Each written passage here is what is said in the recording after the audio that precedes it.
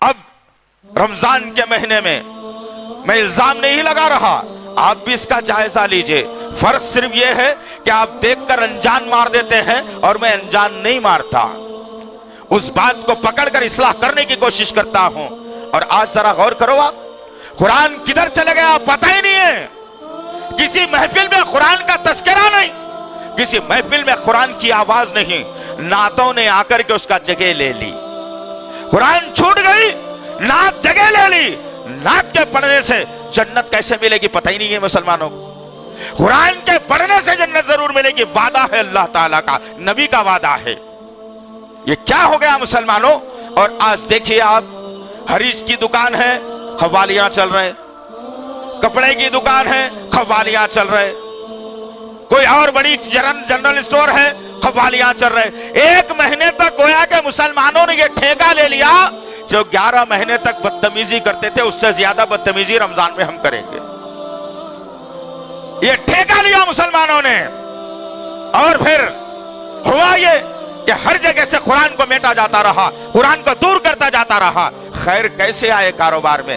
محبت کیسے پیدا ہو مسلمانوں میں؟ شر کیسے ختم ہو اس معاشرے کے ذریعے سے؟ ہرگز نہیں ہو سکتا عزیزان محترم، جب تک کہ قرآن کی آواز کو ہم معاشرے، تجارت، کاروبار، لینے دینے، گھر، سوسائٹی، برادری، شہر، محلہ، وطن تک قرآن کی آواز کو ہم بلند نہیں کریں گے، اس ملک میں، اس شہر میں امن قائم ہونا ناممکن سی بات ہے۔ اور پھر دیکھا گیا بیچارے آٹو والے، جن کے آٹوؤں میں بڑے بڑے ڈی جے لگے ہوئے ہیں، یہ ذمہ داری آپ کی بھی ہے، یاد رکھنا، آپ بچ نہیں سکتے اس سے، یہ ذمہ داری آپ کی بھی ہے۔ ڈی جے لگا لیا بڑے بڑے، اور پھر صبح سے لے کے شام تک کانوں کا زنا کر رہا ہے وہ بیچارہ، کانوں کا زنا کر رہا ہے وہ آٹو والا۔ کیسے زنا کر رہا ہے؟ آپ تعجب کر کے کان کا زنا کیسے ہوتا ہے؟ میرے اور آپ کے آقا محمد صلی اللہ علیہ وسلم نے کہا کہ موسیقی کا سننا حرام ہے اور یہ کانوں کا زنا ہے۔ اللہ اکبر۔ اور آج تمام کے تمام آٹوؤں کے اندر آپ دیکھ لیجئے، کسی آٹو میں قرآن آپ کو نہیں ملے گا، کسی آٹو میں قرآن کی آیت نہیں ملے گی، کسی آٹو میں قرآن کا ترجمہ نہیں ملے گا۔ تمام کے تمام آٹوؤں کے اندر اگر چلے گا تو لاتیں چلے گی یا قوالیاں چلیں گی، جبکہ میرے اور آپ کے آقا محمد صلی اللہ علیہ وسلم نے اور اللہ رب العزت نے موسیقی کو حرام قرار دیا، اور مسلمان ہے کہ اللہ اور اس کے رسول کا نام لے کر وہی موسیقی دھن دھناتے ہوئے، بجاتے ہوئے، جھنجھنے بناتے ہوئے آج سمجھ رہا ہے مسلمان کہ میں نیکی کا کام کر رہا ہوں۔ یہ بچانا ہے دوستو۔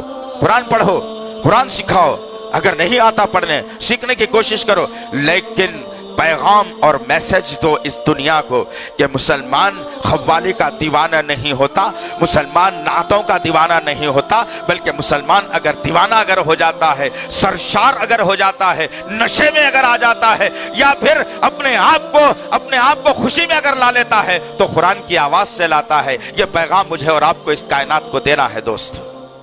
آج کیا معاملہ ہے؟ کیا کبھی آپ نے سنا ہے کہیں کہ قرآن کو ہارمونی اور طبلے پر خیرات پڑی جا رہی ہے؟ کہیں سنا ہے آپ نے؟ کہیں نہیں سنا ہوگا، نہ کہیں ملے گا آپ کو پوری دنیا میں۔ تو پتہ یہ چلا کہ جو اہمیت والی کتاب ہے، جو پڑھنے والی کتاب ہے، اس کے ساتھ موسیقی استعمال نہیں کی جاتی، جس میں اللہ اور اس کے رسول کا تذکرہ ہے، وہ تذکرے کے ساتھ کبھی موسیقی نہیں بجائی جاتی۔ لیکن آج کیا معاملہ ہے؟ انہی کا نام لیا جا رہا ہے اور موسیقی کو بجایا جا رہا ہے، انہی کا نام لیا جا رہا ہے، طبلہ بجایا جا رہا ہے، اور میں سمجھ رہا ہوں کہ بڑے اچھا نیک کام میں کر رہا ہوں۔ یاد رکھنا عزیزان محترم، میں بھائی میرے آٹو والوں برا نہ ماننا، میں تمہارے متعلق پیغام دے رہا ہوں کہ تم یہ گانا بجانا بند کرو، کہیں ایسا نہ ہو کہ کل قیامت کے دن اللہ ذلیل اور تباہ تاراج کر دے۔ اللہ کے پیارے آقا محمد صلی اللہ تعالی علیہ وسلم نے کہا کہ یاد رکھنا مسلمانوں، موسیقی سے دلچسپی مت رکھو، موسیقی سے دور ہو جاؤ، موسیقی کو چھوڑ دو۔ جو موسیقی کو نہیں چھوڑتا، جو موسیقی سے محبت کرتا ہے، کل اللہ تعالی میدان حشر میں اس کے کانوں میں سیسا پگھلا کر ڈال لے گا۔ اور آج کیا معاملہ ہے ہمارا؟ دن دناتے ہوئے آٹو جا رہا ہے، دن دناتے ہوئے موسیقی بج رہی ہے۔ بچ جاؤ دوستو، اپنے محلوں کو بچاؤ، اپنے گھروں کو بچاؤ، اپنی تجارت کو بچاؤ، اپنے کاروبار کو بچاؤ۔ جب بھی تم کو آواز بلند کرنا ہے، कुरान की आवाज बुलंद करो, फिर देखो घरों में कैसे खैर और बरकत आएगा।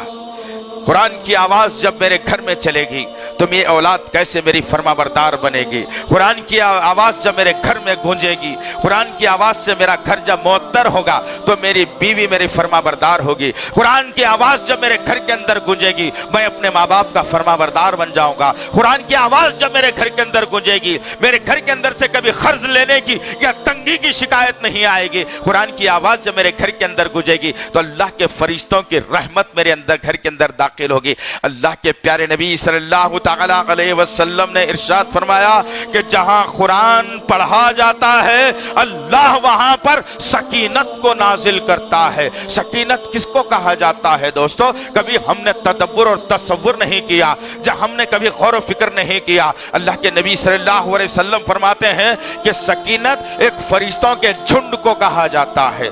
बहुत सारे फरिश्ते जहां एक जगह जमा हो जाते हैं और फिर जमा होकर जहां अल्लाह का जिक्र होता है, कुरान पढ़ी जाती है, उसके लिए अल्लाह ताला के लिए रहमत की दुआएं करते हैं। वो फरिश्तों का नुज़ूल मेरे और आपके घरों पर होगा, मेरी और आपकी तिजारत पर होगा, मेरे और आपके शहर पर होगा, मेरे और आपके मोहल्ले में होगा, जब हम कुरान की आवाज को बुलंद करेंगे इंशाअल्लाह। इस महीने की मुनासिबत से अज़ीज़ान मोहतरम कुरान की आवाज को बुलंद करने वाले बनो। नहीं आता कुरान तो सीखने वाले बनो, अगर आता है कुरान तो सिखाने वाले बनो। कसरत से कुरान पढ़ो, कसरत से तर्जुमा पढ़ो, समझो कुरान के अंदर क्या लिखा हुआ है, समझो कुरान क्या कहता है, समझो कुरान क्या पैगाम देता है, समझो कुरान क्या करने का हुक्म देता है, समझो कुरान क्या ना करने का हुक्म देता है। ये बातें हैं अज़ीज़ान मोहतरम